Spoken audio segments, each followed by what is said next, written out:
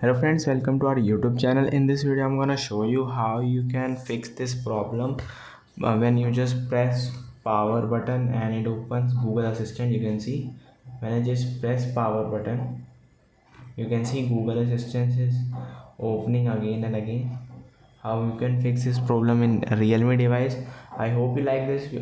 Before watching this video, if you have not subscribed to our YouTube channel, then subscribe to it and like our video. So let's start friends. First open settings, swipe down, you can see additional settings, then you can see power button, click on that and you can see press.